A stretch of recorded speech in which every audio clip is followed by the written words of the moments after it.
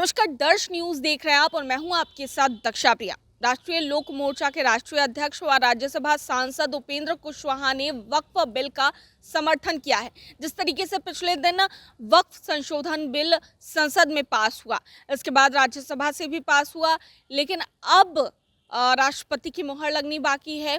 कई लोगों में नाराजगी देखी जा रही है, लेकिन इसी बीच उन्होंने समर्थन तो किया है। साथ साथ नेता प्रतिपक्ष तेजस्वी यादव पर भी खूब हमला बोलते हुए नजर आए हैं। क्या कुछ कह रहे हैं उपेंद्र कुशवाहा, आइए आपको सुनाते हैं। अपने कई महत्वपूर्ण सहयोगियों के साथ पार्टी की सदस्यता ले रहे हैं, तो पार्टी में इनका हम बहुत बहुत स्वागत करते हैं। आलोक कुमार सिंह जी यूं तो पूरे बिहार, लेकिन खासकर शाहबाद के इलाके में काफ़ी लोगों के बीच क्योंकि काम करते रहे, इसलिए एक जगह इनकी लोगों के बीच में बन गई है। और जिनको जानकारी नहीं हो उनके लिए इनका कैमूर जिला में घर है और माननीय मंत्री अभी बिहार सरकार में संतोष सिंह जी हैं, भारतीय जनता पार्टी की ओर से। उनके छोटे भाई हैं आलोक जी। तो इनके आने से काफ़ी राष्ट्रीय लोक मोर्चा को और एनडीए को ताकत मिलेगी। शाहबाद के इलाके में तो ऐसे भी काफ़ी मजबूत स्थिति में हमारी पार्टी रही है, आज भी है, तो वहाँ और ज़्यादा हमको ताकत मिलेगी। और बिहार भर में पार्टी के प्रचार प्रसार में इनके कारण सहयोग मिलेगा, ताकत मिलेगी। तो इनका बहुत बहुत स्वागत है। आज संयोग ऐसा है कि सम्राट अशोक की जयंती का दिन है और साथ में शाहबाद के धरती पुत्र रहे जगजीवन बाबू की भी जयंती का दिन है। तो इस अवसर पे हम सम्राट अशोक के चरणों में सर झुकाते हैं और जगजीवन बाबू के प्रति भी श्रद्धा सुमन अर्पित करते हैं। देखिए, अब तो चुनाव धीरे धीरे नजदीक आ रहा है, लगभग आ ही गया है, ज्यादा समय है नहीं। तो चुनाव की तैयारी में सभी पार्टी लगी हुई है, हम लोग भी लगे हुए हैं। चुनाव में ज्यादा वक्त नहीं है, 4-6 महीने का समय बच गया है, लेकिन हर तरह से हम लोग तैयार हैं। और बिहार की जनता जब तैयार है एनडीए के साथ सहयोग करने के लिए, तो कहीं से कोई कठिनाई नहीं है। पूरी मजबूती के साथ एनडीए एकजुटता के साथ चुनाव लड़ेगा और एकजुटता के साथ चुनाव जीतेगा। बाकी अभी कुछ तात्कालिक एकाध मुद्दे हैं जिन पर मैं आपके समक्ष कुछ बात रखना चाहता हूं। हमने सदन में भी कल परसों चर्चा में भाग लेते हुए एक मांग रखी है, और वह मांग है जो बोध गया टेम्पल एक्ट है, उस एक्ट में परिवर्तन करते हुए बुद्धिस्ट लोग जो आंदोलन कर रहे हैं काफी पहले से कि बौद्ध धर्म की जो ज्ञान स्थली है, जहां भगवान बुद्ध को ज्ञान मिला, उस स्थली पर बने हुए टेम्पल के प्रबंधन का काम बुद्धिस्टों को सौंपा जाए।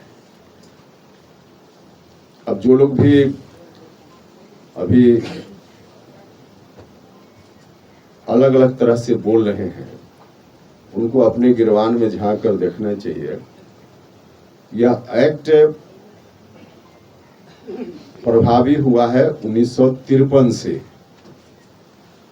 कौन लोग थे जिनके हाथ में उस समय सत्ता थी? वो लोग आज बहुत ही बेवजह एनडीए को कटघरा में खड़ा कर रहे हैं, जनता को गुमराह कर रहे हैं। 1953 में उन्हीं के हाथ में कांग्रेस पार्टी, मुख्य रूप से जो आज विपक्ष की सबसे बड़ी पार्टी है, उनके हाथ में सत्ता थी।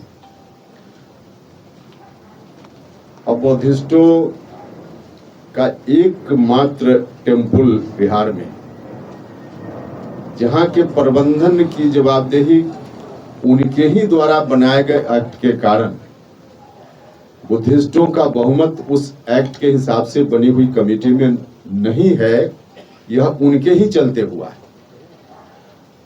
8 सदस्यीय कमेटी बनाने की बात एक्ट में है और 8 सदस्यों के अलावा एक एक्स ऑफिसियो मेंबर होते हैं जो चेयरमैन होते हैं, गया जिला के कलेक्टर, जो भी कलेक्टर जब रहे।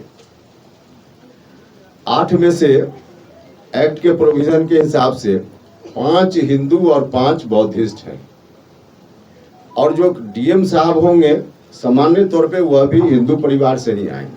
सामान्य तौर पे कभी कभी कोई अपवाद हो सकता है।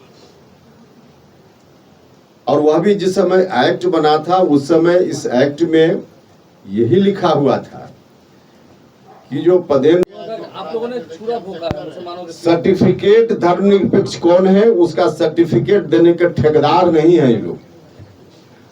हम फिर कहेंगे कि यह जो काम है वक्फ बोर्ड का, संपत्ति का प्रबंधन, यह धार्मिक काम नहीं है। मंदिर के मस्जिद के प्रबंधन में कोई कानून सरकार ने नहीं बना दिया कि अब कोई नई व्यवस्था आ गई। सरकार ने जो कानून बनाया भ्रष्टाचार रोकने के लिए, सरकार ने जो कानून बनाया उसमें पारदर्शिता लाने के लिए, सरकार ने कानून बनाया कुछ लोग निजी हित में गरीब लोगों के द्वारा दिए गए दान का उपयोग कर रहे हैं, आज भी कर रहे हैं, उसको रोकने के लिए। और बड़े पैमाने पर 90-95% जो मुसलमान भाई हैं उनके बीच इस संपत्ति का सदुपयोग हो, उनके हित में हो, इसके लिए सरकार ने कानून बनाया है। पूरे तौर पे धर्मनिरपेक्षता की बात है। कोई मस्जिद के प्रबंधन में अगर कोई दखल देने की बात होती तब इस तरह का आरोप सच होता, लेकिन ऐसा कुछ भी नहीं हुआ है। सुप्रीम कोर्ट चले गए हैं इसके खिलाफ, सुप्रीम कोर्ट चले गए हैं, कितना दिन से पेंडिंग में है? अब एक साथ कितनी बातों के लिए होने तो दीजिए। पहले एक काम सच्चर कमीशन के हिसाब से सरकार ने शुरू किया है, इसी पर कलेजा इन लोगों का फट रहा है। देखिए कलेजा इन लोगों का फट रहा है इसलिए कि वोट बैंक इनका अब खिसक जाएगा। ये जो मुसलमान भाइयों को गुमराह करके वोट बैंक समझते रहे हैं, अब इनका वोट बैंक वहां भी नहीं रहने वाला है, तो कलेजा इनका फटना शुरू हो गया है। अब एक ही बार आप जो कह रहे सब कुछ हो जाए तो कलेजा कहाँ चला जाएगा, तो थोड़ा अभी सुप्रीम कोर्ट चले गए हैं। मंडल वाले हिंदू और मुसलमानों के खिलाफ एनडीए काम कर रही है, भाजपा काम कर रही है। और आप कह रहे हैं कि गुमराह किया जा रहा है। मंडल वाले हिंदू हैं, दलित ओबीसी, अगला निशाना वो है। आप उनको निशाने पे निशाना लेने की तैयारी है। अरे भैया हमने कहा ना कि उनका वोट बैंक जो मुसलमान वाला है, जिसको आज तक दिया क्या है इन लोगों ने मुसलमान भाइयों को, सिर्फ यही कि आप वोट देते रहिए, किसी का भय दिखा करके वोट हमको चाहिए। अब यह काम नहीं होने दिया जाएगा। भारत की सरकार हो या राज्य की सरकार, समाज के सभी वर्ग के लोगों के लिए काम कर रही है।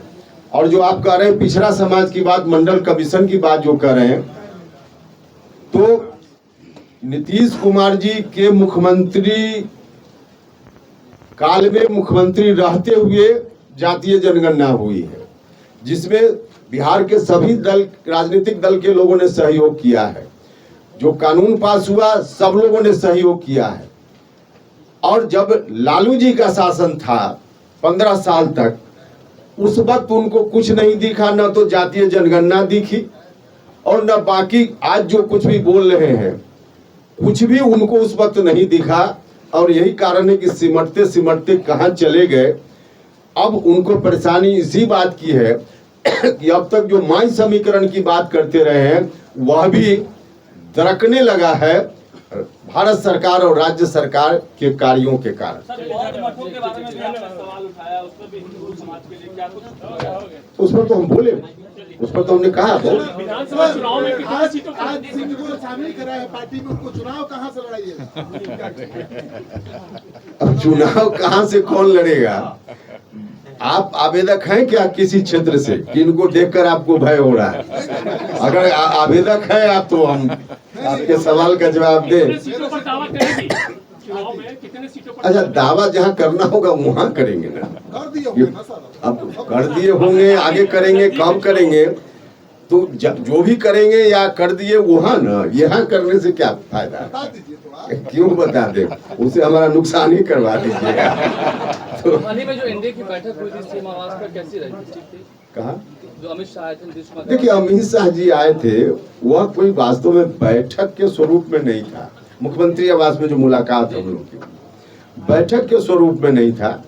आए थे दिल्ली से माननीय गृह मंत्री जी, तो मिल बैठ करके हम लोग ने आपस में एक मिलने जुलने का, और स्वाभाविक रूप से चुनाव जब सामने है तो जहां इस तरह के लोग बैठेंगे तो चर्चा चुनाव की होगी, लेकिन अनौपचारिक चर्चा थी।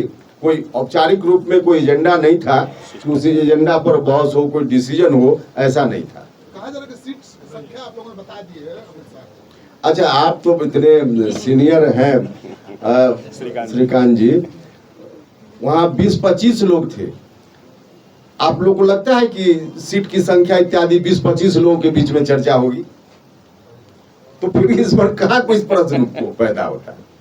कोई चर्चा वहाँ नहीं हुई थी। एनडीए एकजुट है इसमें वक्त के मुद्दे पर बिहार के चुनाव को लेकर। 100% से ज्यादा एकजुट है हम लोग, 100% से ज्यादा एकजुट हैं, एकजुट रहेंगे, इसमें कहीं कोई कठिनाई नहीं। हिंदू कोई कलेक्टर चला गया तो वो अध्यक्ष नहीं हो पाएगा।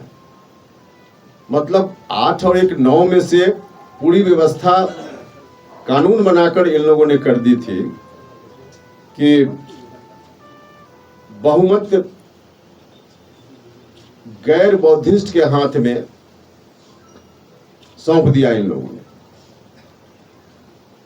2013 में एक संशोधन हुआ, तब कहा गया कि नहीं, अध्यक्ष जो डीएम होंगे वह किसी धर्म के हों अध्यक्ष हो जाएंगे। उसके पहले नहीं था, उसके पहले था कि जो अगर कलेक्टर साहब हिंदू हुए तभी अध्यक्ष हो पाएंगे। तो इस तरह से वहां जो व्यवस्था की गई, और आज जिस रूप में लोग बोल रहे हैं एक अलग संदर्भ में कि जिसका धर्म स्थल वही 100% मैनेजमेंट के काम में हो, तो पहले खुद इनको देखना चाहिए, उसके बारे में इनको जवाब देना चाहिए कि आपने क्यों ऐसी व्यवस्था कर दी कि बहुमत ही किसी और धर्म के मानने वाले लोगों के हाथ में आपने दे दिया। उस कानून में परिवर्तन हो या आज की आवश्यकता है, इसमें सरकार की भूमिका है एक्ट में परिवर्तन की। सरकार से हमारी मांग है, हमने सदन में भी इस बात को रखने का काम किया, लेकिन मैं हाथ जोड़कर सनातन धर्म के मानने वाले लोग जो हैं उनसे आग्रह करना चाहता हूं।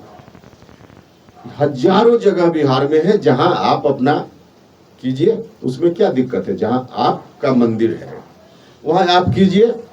हम लोग भी यही चाहते हैं कि सनातन धर्म वालों का कोई पूजा स्थल है उसका प्रबंधन वही करें, उसमें दूसरे लोगों का दखल ना हो। लेकिन एक टेम्पल जो बौद्धिस्टों से संबंधित है, और वह टेम्पल सिर्फ अगल बगल या बिहार के लोगों के दर्शन का स्थल नहीं है, दुनिया भर के लोग वहां आते हैं। दुनिया भर में जो बौद्धिस्ट लोग हैं यहाँ आते हैं, और उनका एक टेम्पल जहां से बौद्ध धर्म की उत्पत्ति हुई, वहां अगर लोग चाहते हैं, बौद्धिस्ट लोग चाहते हैं, तो उनको वहां पूरे तौर पे सरकार एक्ट बनाए, लेकिन सनातन धर्म के लोग ही आग्रह करें सरकार से और खुद आगे आवे और कहें कि बौद्धिस्टों को यह सौंप दिया जाए। बाकी हजारों लाखों जगह है, करें, वहां हम लोग भी इसी राय के हैं कि जिस धर्म से संबंधित है वहां वही करें। हम भी इसी राय के हैं, क्योंकि हमारा देश धर्मनिरपेक्षता के सिद्धांत पर चलने वाला देश है। हमारा संविधान सभी धर्मों के प्रति समान भाव रहे, राज्य की भूमिका बिल्कुल समानता की रहे, यह हमारा संविधान भी कहता है। और उस संविधान के हिसाब से जिनका जो जहां है उस रूप में लोग करें।